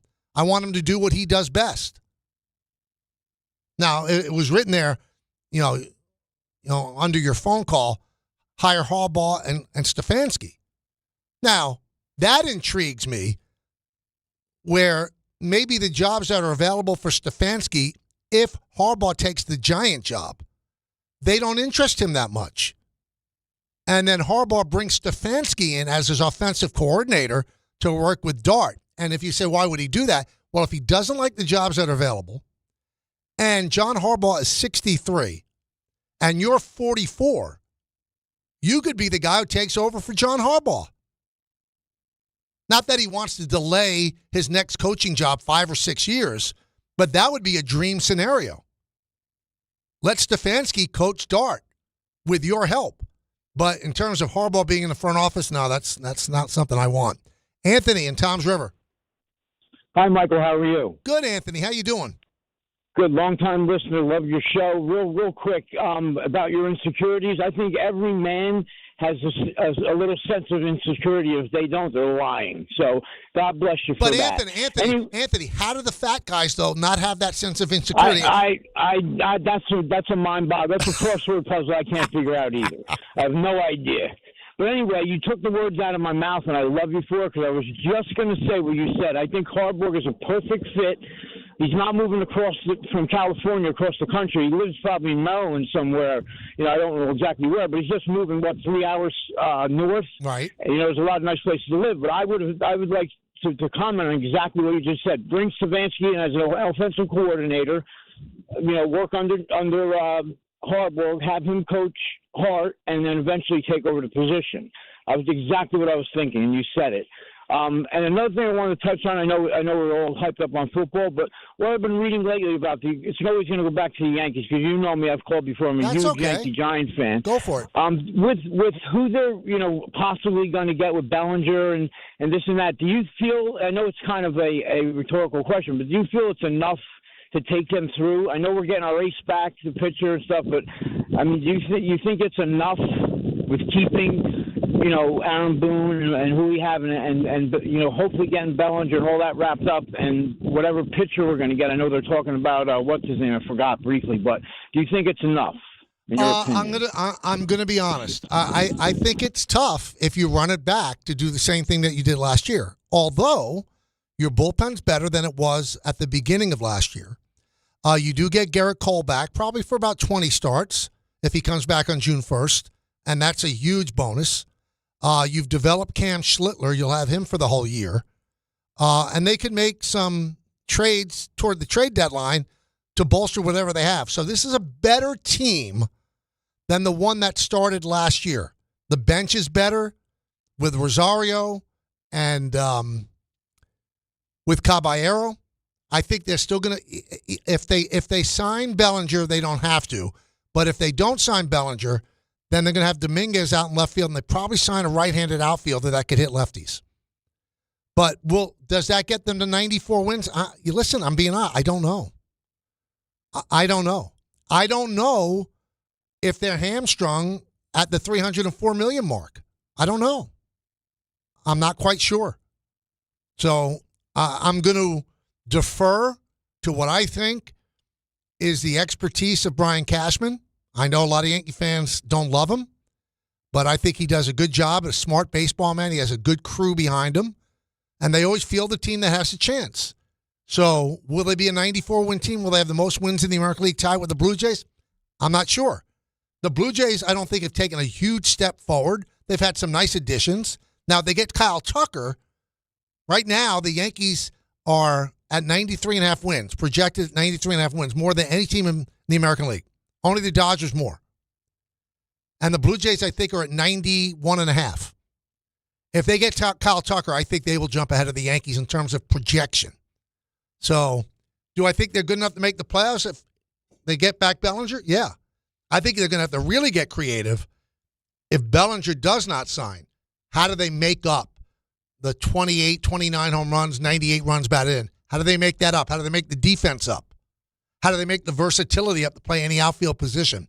Those are questions that have to be asked. I don't think they're unfair. So I'm not going to sit here and chill and go, absolutely, it'll be great. I don't know. I think it's going to be really hard to field the same team, which had a $320 million payroll last year, and now will have under 304 unless they go over it. It's hard. It's going to be hard. You know what struck me? I was reading some stuff this morning. Everybody talks about, Yankee fans talk, well, the Yankees are cheap. Now, compared to the Dodgers don't seem like they have a budget. And, Steve Cohen was at $340 last year. Yankees are at $320. And now the Blue Jays have gone past the Yankees in terms of what they spent. And if they spend and get Kyle Tucker, it might fly by the Mets. You know what the Red Sox payroll is? Now, the Red Sox owner is probably richer than any American League owner. I mean, personal wealth, except for, the Rogers family that owns the Blue Jays. Their payroll is $234.5 million. $500,000 under the threshold for tax. Now, there are certain thresholds. There are many thresholds of tax. The first one is $244. So I think, no, they're at $243.5. I think I said $234. They're at $243.5. The first threshold is $244. And if you don't think the thresholds count, right? If the Blue Jays sign Kyle Tucker for $40 million a year, it's 110% tax. So it will cost them about $84 million to sign a $40 million a year player. And if the Yankees go over 304, same thing. It will cost double whatever you sign. The Dodgers, I think, in taxes last year, paid $178 million in taxes because they went over the threshold so thoroughly. Once you get over 304 and you're a repeat offender, it's 110% tax. So just make it easy and say it's 100% tax. So if you go into a store and you buy a $200 sport coat, if there was 100% tax, it would cost you $400. Now, unless you're filthy rich, it would have to give you some pause. Some. Let's go to Lance in Levittown. Lance. Oh, hey, Michael. Thanks for taking my call. You got it. I love your show, man. I just discovered you like about 2 months ago. Oh, thank you, man. And I thought, yeah. You know, when I first heard it, I thought that it was AI because I'm like, oh, the Yankees want to let Michael K say these things. So, but you know what? Yankee fans think that I just carry. I mean, it's been written. I carry water for them. I mean, yeah, I'm critical of them, but I'm also complimentary of things. Oh, absolutely. I was just like pretty surprised by that, but I think that they know that you're the guy, and I don't think they're going to mess with you. But, Marv Albert got messed with, so I'm never that comfortable. That's a good point. But I loved your takes on Joe Shea and the Knicks because I don't hear anybody else calling them out the way you do, and you're dead on them, both of those. And I really dislike Joe Shea, and I've liked him ever since his hiring. And I just see him as you didn't like him at the beginning? No. Wow. No. And, you know, I mean, this is just my word on this, but I hated his draft picks from day one. I was really down on that draft because I remember I wanted him to pick Equano, and Equano, the offensive lineman, who hasn't panned out as great as I thought he would, but he's done pretty well. And I also wanted them to pick Cross, who's turned into a really high-quality offensive tackle. Here's where he lost me, Lance. Here's where he lost me. I wonder if this affected you. I didn't have a negative feel toward Joe Schoen like you did at the beginning. He cut bait on Brian Dable so quick. That was his guy, man. That was his guy. And he's the guy sitting next to the owners, and he got their ear during the game, and he's probably criticizing his buddy. I know, you know, it's a dog-eat-dog world. I get it. But you got to dance with the one you brung. And it doesn't seem like he did. Now, he said that the owners are the ones that fired him. I guess he couldn't fight it. But why did they have the opinion that he was a bad coach? It was Joe Schoen whispering in their ear. And another thing I didn't like his persona on Hard Knocks. I just didn't. I didn't like it at all. I don't think he came off great. I think he came off bad. And you could criticize the Barkley decision. I'm not going to be overly critical of that because, you know, what would a good running back have meant to the Giants when they're rebuilding? But he did allow Charles Barkley to go to your arch rival Philadelphia Eagles, and they won a Super Bowl because of that. Not Charles Barkley, Saquon Barkley. And McKinney he let go too. And he's still continuing to search for a secondary. And I mentioned this the other day too, Lance. $175 million spent on free agents last offseason. They all did not pan out. And also on his resume is Evan Neal. Might be one of the worst draft picks the Giants have ever made. The guy couldn't get on the active roster. This is a first-round draft pick. So he's had some hits in the draft. He's had some big-time misses. And he's had a lot of big-time misses in free agency. A lot. Hey, Mike Lupica is coming up. So we'll talk to him about the Giants and what's going on with the Knicks as well as they play the Clippers tonight. FanDuel is giving all customers a profit boost every college playoff game day. That means more chances to level up your picks and turn big moments into even bigger wins. Ride with the favorite. Take a shot on the underdog or build a parlay. Then apply your profit boost and go for bigger winnings. FanDuel is the best place to get into the football action all playoff long. And when you win, you'll get paid instantly. So visit FanDuel.com/local to get your college playoff profit boost today. 21 plus and physically present in New York. Opt-in required. Bonus issued as non-withdrawable profit boost tokens. Restrictions apply, including any token expiration and max wager amount. See terms at sportsbook.fanduel.com. For help with a gambling problem, call 877-8-HOPE-NY or text HOPE-NY 467-369. Wednesday with Don Hahn and Rosenberg. Is John Harbaugh the Giants' top choice for head coach? I have a singular focus right now. I want John Harbaugh as coach of this team. I will scream it from the rooftops. This is what needs to happen. He's available. He likes the Giants. He likes Dart. They like him. They want him. They're going to bring him in for an interview, it sounds like, this weekend. This needs to get done. Don Hahn and Rosenberg today at 3 on ESPN New York and streaming live on YouTube. Make cancer screening a part of your annual healthcare routine. New York Presbyterian offers a full range of cancer screenings, including lung, cervical, prostate, colorectal, breast, and more. Regular cancer screenings could save your life by detecting cancer at its earliest, most treatable stages.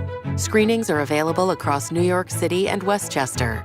Learn more at nyp.org/cancer screening. Stay amazing. New York Presbyterian. What if your instincts could pay off? With Robinhood Prediction Markets, you could put your sports IQ to work on the games you know best. It's not you against the house. It's you participating in a live market. Buy or sell your predictions all game long. Trade every play with Robinhood. Visit Robinhood.com/predict. That's Robinhood.com/predict. Futures and cleared swaps trading involves significant risk and is not appropriate for everyone. Event contracts are offered by Robinhood Derivatives LLC, a registered futures commission merchant and swap firm. Hey, New York and New Jersey, Boost Mobile has an unlimited talk, text, and data plan that's only $25 a month forever, meaning you'll only ever pay $25 a month for the rest of your life. Who wouldn't want unlimited wireless when it only costs $25 a month forever? If you don't, you must be one of those people who enjoy overpaying for their phone plan. $25 a month forever is truly as good as it gets, so go online and switch now at boostmobile.com. After 30 gigabytes, customers may experience slower speeds. Customers will pay $25 a month as long as they remain active on the Boost Mobile Unlimited plan. This is Bart and Carlin on ESPN New York. As far as right now, where we stand, there's no discussion to be had. You want to be serious, people? You don't mess around. You hire Harbaugh. This is Tom Coughlin. This is Parcells. This is the same ilk of coach. You can't walk out of this without Kim. Whoever's been seen as a joke in this league can be taken seriously if John Harbaugh's their coach. Bart Scott, Chris Carlin, weekdays at 10 a.m. on ESPN New York and streaming live on YouTube.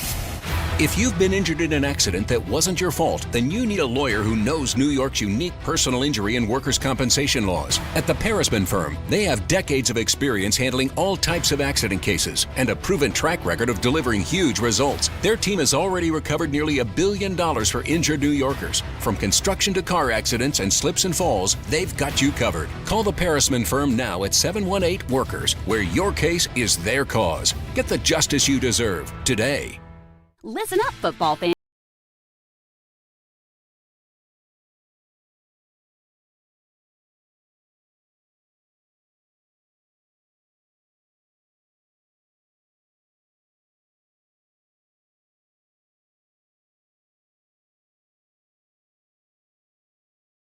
Ordinary at Bet365.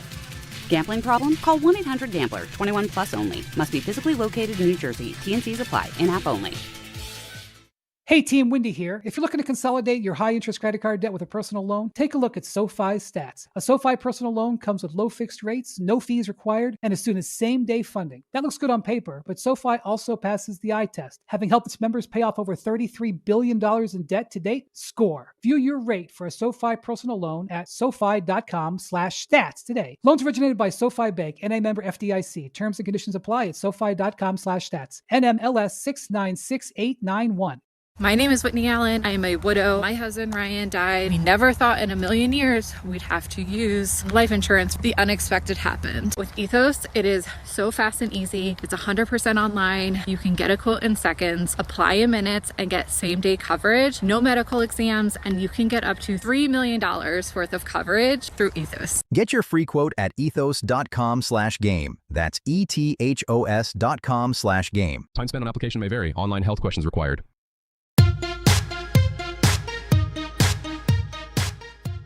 Welcome back to the show. Tom Pelissero of the NFL Network, I mentioned this at the start of the hour, said that Matt Ryan will not work for CBS if he becomes the president of football operations for the Falcons. I mean, to me, that's from the theater of the obvious, and it's from the theater of the absurd that Tom Brady's a lead analyst on Fox when he's picking the head coach of one of the teams that he announces. So very, very odd. Let's bring in somebody who's not odd.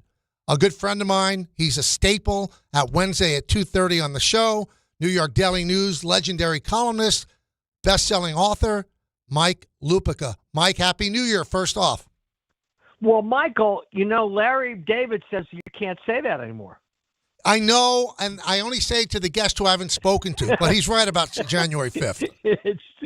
It's a very funny bit on his part. Yes. Happy New Year to you, Michael. All right, so what's your take on what's happening with the Giants? Does it have to be Harbaugh, in your opinion? No, I don't.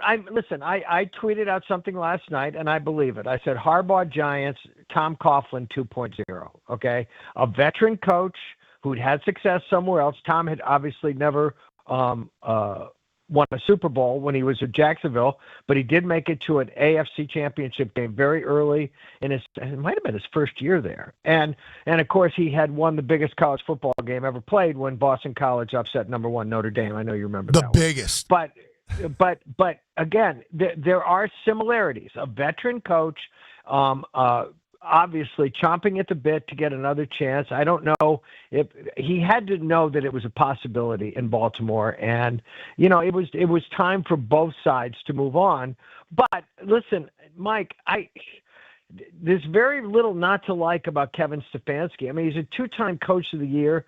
The only thing that may mitigate against Stefanski is there may be some thinking there that they don't want to hire another offensive coach. Again, I don't know what the thinking is behind the scenes, but Stefanski would hardly be a bad consolation prize. And I'm not even sure that Harbaugh is their first choice. I think he ought to be their first choice. And I think he would bring instant cred to that office.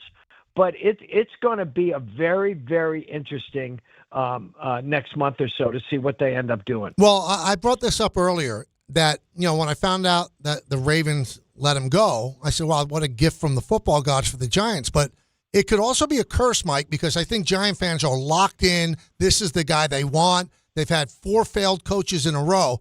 If they don't get Harbaugh, anybody else, even if it's Stefanski, who was on the top of the list before John, I think it would be looked at as a failure by the Giants. Well, I think that Giants fans right now are conditioned to be disappointed. I mean, it's been a long, long season of pain for Giants fans. But look at the Knicks, for example. I mean, it looks like they did okay with Mike Brown, and he was hardly their first choice. Jason Kidd was clearly their first choice. And until, they've taken a ride into the ditch lately, I think people were very happy with what they were seeing from Mike Brown. So, Mike, remember with Joe Torre, hardly anybody wanted Joe Torre, and he turned out to be as great a manager as the New York Yankees have ever had. Other guys won more. You've seen me write this and say this forever, okay? Nobody was ever a greater New York Yankees manager than Joe was. No, 4 championships, went to the World Series 2 other times. Yeah, absolutely. And nobody wanted Buck Showalter to go. So people get over things quickly if they're success. But as I said yesterday, Mike, starting to go toward the Knicks with you, if Mike Brown doesn't go to the 6th game of the Eastern Conference Finals this year, no one's going to be happy. And Jim Dolan said the other day on FAN, I expect to win the finals.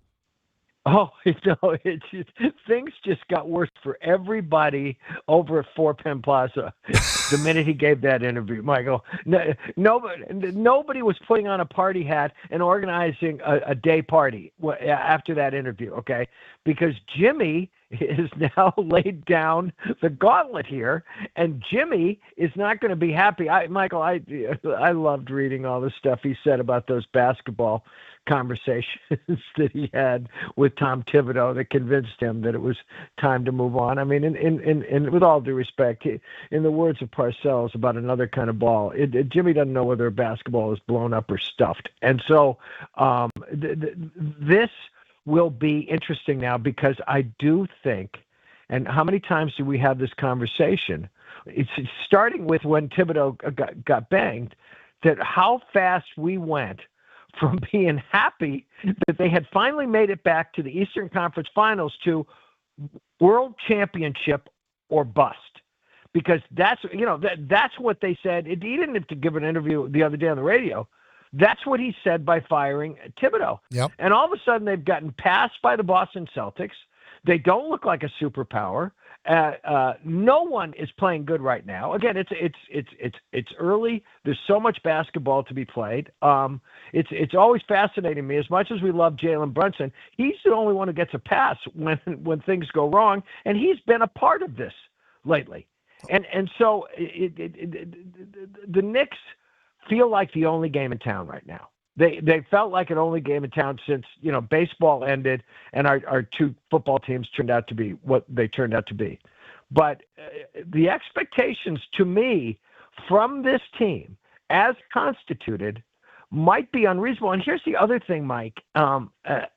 When you look at where the Knicks are and what he said, would it shock you if there was some sort of, Leon Rose is very measured in his approach, but would it shock you if some kind of panic trade is made between now and the deadline if they don't start running away from things in the Eastern Conference? Well, which leads me what I want to talk about next. I mean, you've been in the business forever, so have I, so we know how it works. So when Thibodeau was let go, the mouthpieces at the Garden called everybody that has any influence and said, Dolan had nothing to do with this. This was totally Leon Rose.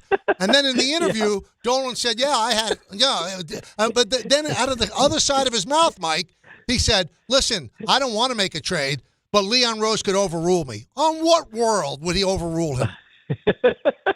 I know. I mean, if talking out of both sides of your mouth at the Garden were an Olympic event, they're like Michael Phelps over there, Mike. Unbelievable. They really are. Unbelievable. It's embarrassing. I mean, get on the same page.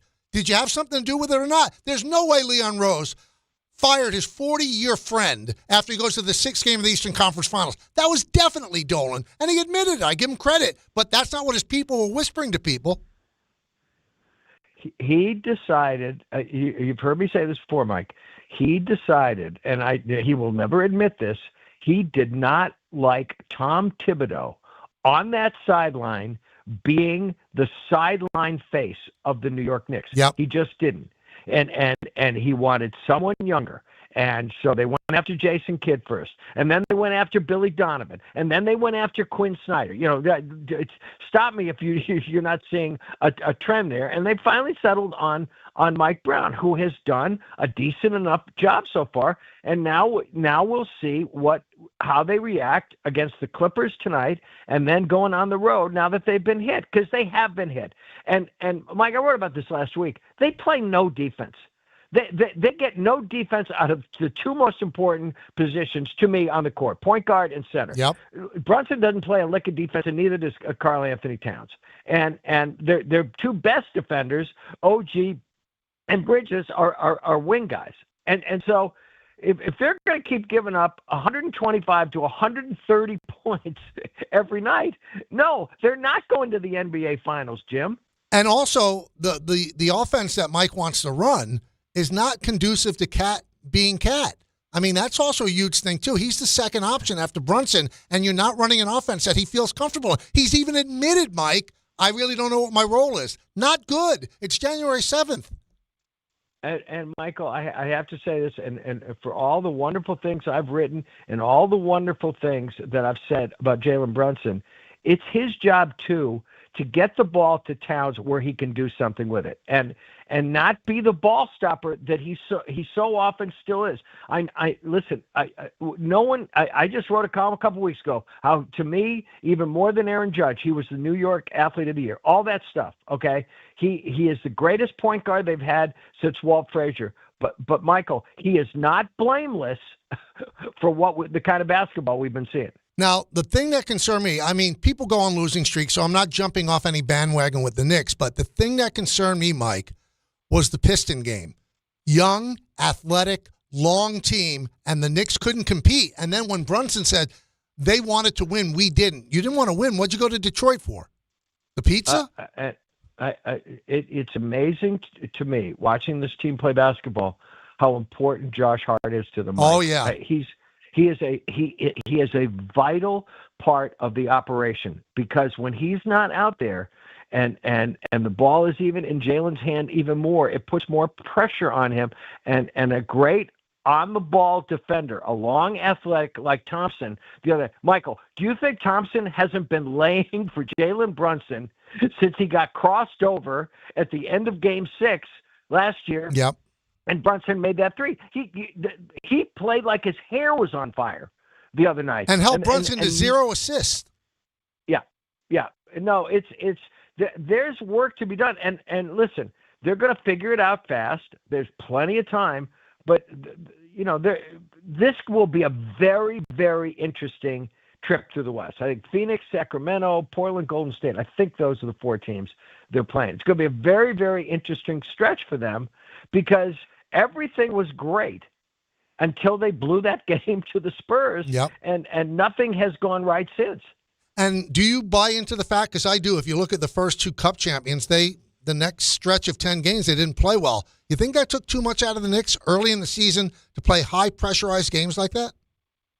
Well, I mean, the high pressurized game was the one against the Spurs in Vegas. Right. I don't, high pressure and Orlando Magic to me don't even belong in the same paragraph. Okay. No, I mean, even though the Magic had manhandled them earlier in the season, I get all that. No, they don't play any defense. And even though we keep hearing they're playing faster, the ball still doesn't move enough. Right. And they're going to have to figure it out, because I'll tell you something. There is no better story right now in the NBA for me than the way the Celtics are playing basketball without Tatum. Jaylen Brown, I said to a friend of mine the other day, their Jaylen is playing better than our Jaylen right now. And it shows in the standings. And he doesn't get the credit. And he's not shy about saying, I don't understand. People don't know what they're watching. He's been terrific. And how tough do the Celtics become if Jason Tatum comes back before the playoffs? I keep asking this, Michael, but nobody rules it out, right? Right. I mean, nobody. They ruled it out with Halliburton, but not with Tatum. I'm telling you, Joe Mazzulla is doing an unbelievable job with the Celtics so far. And by the way, there is nothing that we saw on Monday night, nothing that would lead us to believe that right now or in the near future, the Knicks are a better basketball team than the Detroit Pistons. And people forgot so quickly because of everything, the great drama of Knicks Celtics again, and then Tatum getting hurt and all that stuff. People forget what a rock fight of a 6-game series that was against the Pistons. And Mike, I'll tell you, honestly, I think we might have had this conversation. Going in, I thought the Pistons were going to beat them, and they nearly did. The Knicks had to win the 3 games in Detroit to win that series. Now, before I let you go, what are your opinions on what the New York baseball teams have done or not done? Mike, we keep saying that there's plenty of time for them to do something. Okay? And there is. Well, yeah, but it's the old Yogi line. It sure gets late early around here. I looked it up today. I think the Mets and the Yankees have 5 weeks until pitchers and catchers. Just that. We know that there are a lot of star players out there. But, this isn't a teardown by David Stearns. I think that is too harsh. But he is doing, on the fly, an extreme makeover of the New York Mets. And everything he does says to his fan base, I actually kind of think us making Game 6 of the National League Championship Series 14 months ago was a bit of a fluke. So he has broken up that team. No one can look at what he has right now, barring whatever he's going to do next, and think that the Mets are better off than they were even when the season ended, even after that collapse. Obviously, that second half collapse became more relevant to him than what the team had done the year before. And, Michael, I'm sure you're running out of time, but I mentioned this in a column not long ago. I think the Yankees are foolhardy to think that they can just roll it back again, especially if they get Bellinger. Okay, they were, even though they tied for the Blue Jays with the most wins last year, they were a bit of a paper tiger. I'm going to read you the stats I had in that column. They were 28-34 in the regular season against other playoff teams. They were 5-8 in the regular season against the Blue Jays, 6-11 overall against Toronto, counting the playoffs. Overall, there were 16 teams, aside from the Yankees, who finished with a record of 500 or better in 2025. The Yankees had a losing record against half of those teams and a winning record against only 4 of them. I'm telling you that yes, they did win all those games, but no, they did not behave like an actual championship contender. Now, do you add into the fact that they get Cole back and their bullpen's better? I mean, so it's a little bit of a different team, even if they bring back Bellinger. It is a different team, but I'll tell you something, Mike. When you look at the Yankees, and you look at the way Shirtless, I'm always afraid to say. I'm always afraid. It's my biggest fear on games. It's a tightrope, Michael. Yep. But you know what? We press forward. We're like the flying will end us, okay? But they fell sometimes, didn't they? Okay, what I'm saying is they didn't know they were going to get that down the stretch. No. So, no, I'm not saying he's Garrett Cole. I'm just saying I think they need to do more. I think the Mets need to do a lot more. Because right now, the Yankees playoff team, yeah, I think they are. Okay, better than the Blue Jays. We'll see how the Blue Jays do without Bo Bichette if he doesn't somehow end up back there. But the Mets, in no way right now, look like a playoff team to me.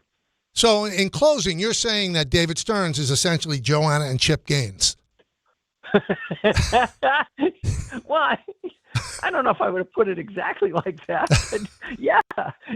And he clearly didn't like his own team, Michael. I had heard, I know we're up against the clock, but Mike, I had heard like 2 weeks ago that he wanted to do this, and then they went and made the 6th game in the NLCS, and he was forced not to. And then after they crapped the bed the next year, he was able to convince Steve Cohen, this is not right. It's not the right mix. But he wanted to do it before they got the series against the Dodgers. He'd been wanting to do it since he got here. Mike, he would have never brought back Alonso if Cohen didn't bring him back. Okay, never. And I'll just leave you with this one thought, okay? As frustrated as Mets fans are with their head of baseball ops and whatever he's saying, guess who's more frustrated, the owner of the baseball team? I bet. I don't think the leash is that long for Stearns if this team doesn't perform. At least make the playoffs, right? Again, right. I mean, $340 million should get you a playoff spot. I don't know, Mike. $340 million. Does it really buy you what it used to? Yeah, I guess it should. You know, it's a great point. Yeah. Mike, thanks so much, and we will talk to you next week. Okay, pal. Bye-bye.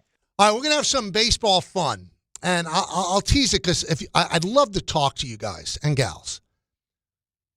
Everybody, especially Yankee fans, they've missed out on so much.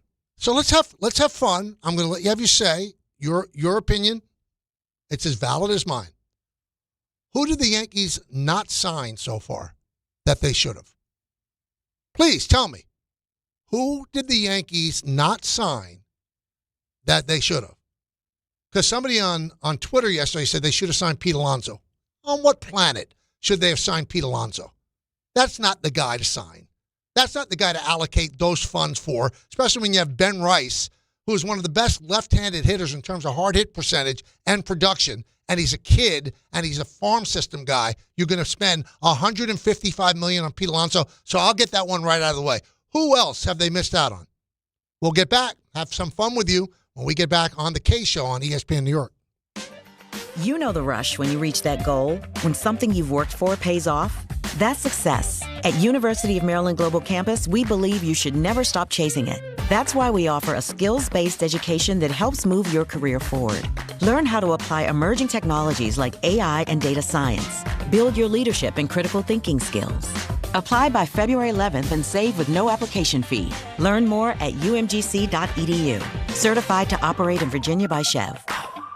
The post-crib assembly press conference brought to you by Progressive. Michael, you had some trouble putting the crib together today. What went wrong? You know, those instructions can be tough, and, well, you saw the outcome. Were you upset when your wife pulled you and called in the backup? No, I mean, the baby needs a crib to sleep in, so whatever it takes. You've got a changing table to put together next. It's got a lot of drawers. What's your comment? You know what? We're done here. Like it or not, sometimes you need a backup. That's why there's Progressive to protect your home and auto. Progressive Casualty Insurance Company affiliates and other insurers. Not available in all states or situations. 1-877 Cars for Kids. KARS Cars for Kids. 1-877 Cars for Kids. Donate your car today. Call 1-877-CARS-FOR-KIDS to reach a friendly live agent. Donation's super easy, and your car can be picked up as soon as tomorrow. Call us now, 1-877-CARS-FOR-KIDS. Donate your car today. Did you know you can donate real estate too? Hey, New York and New Jersey, Boost Mobile has an unlimited talk, text, and data plan that's only $25 a month forever, meaning you'll only ever pay $25 a month for the rest of your life. Who wouldn't want unlimited wireless when it only costs $25 a month forever? If you don't, you must be one of those people who enjoy overpaying for their phone plan. $25 a month forever is truly as good as it gets. So go online and switch now at boostmobile.com. After 30 gigabytes, customers may experience slower speeds. Customers will pay $25 a month as long as they remain active on the Boost Mobile Unlimited plan. Bet365 is paying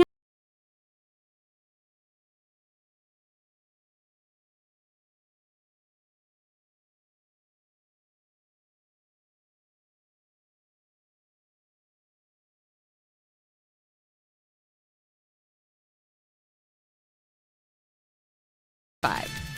Gambling problem? Call 1-800-GAMBLER. 21 plus only. Must be physically located in New Jersey. T&Cs apply.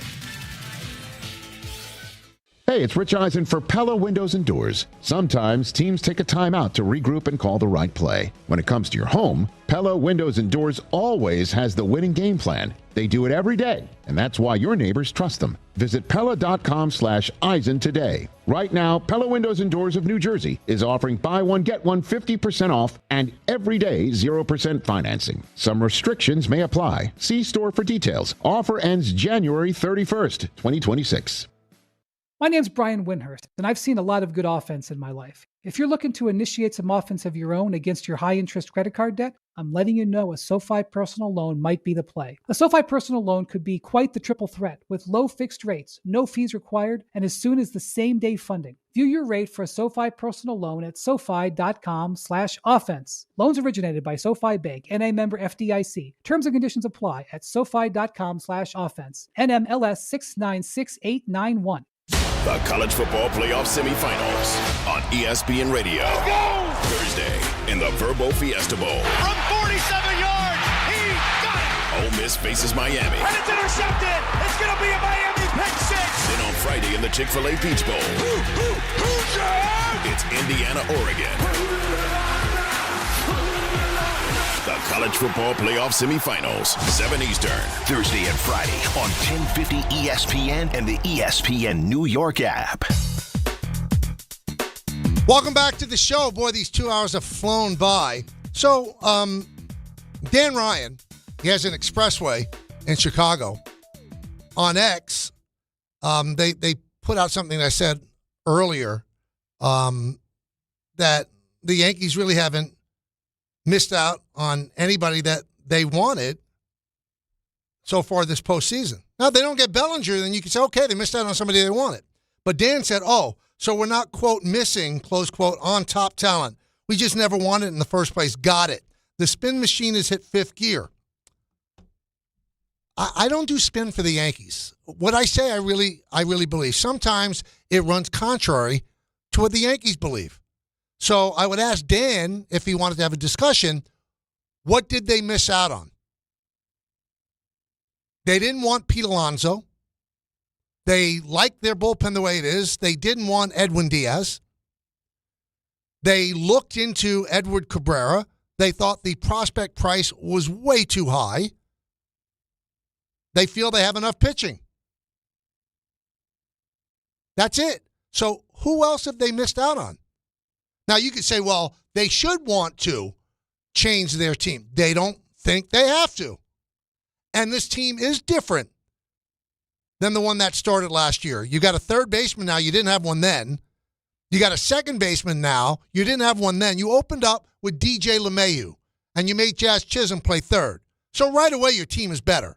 You know you have an established Ben Rice that everybody in baseball loves, and the Yankees are not getting rid of him. We got to wait on the Bellinger thing. They say they want him back. Let's see if they could make it work. But the constant criticism that they've done nothing, but what should they have done? Well, they should sign Kyle Tucker. Well, people do not understand that finance does come into play. It is not a bottomless pit. There's one bottomless pit in baseball of money, and that's the Dodgers. They have a money-making machine in the person of Shohei Ohtani. By the way, Major League Baseball is calling it Shohei Ohtani Day because it's 1-7. That's his number. He makes them so much money. So when they have a $190 million tax bill, they don't care.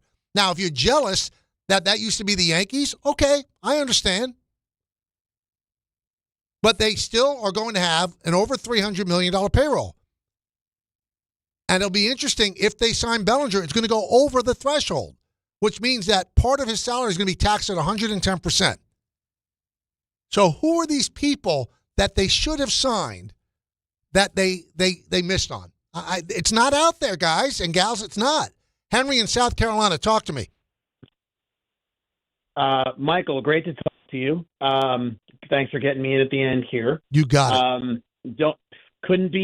Couldn't be more right, and I know that it's probably more radio fun to be combative in this particular question, but the fact is the Yankees clearly believe that they have the amount of offense that they need to, contend for the division. They don't want to make too many changes there, and they also believe, injuries notwithstanding, that they have the pitching depth to keep going. Right. You could make the argument that it would be nice to have somebody like a superstar like Kyle Tucker to bat with Judge at that level, but I think they also think that Rice and Chisholm are going to take a step forward and be able to fill in that lineup the way that they need.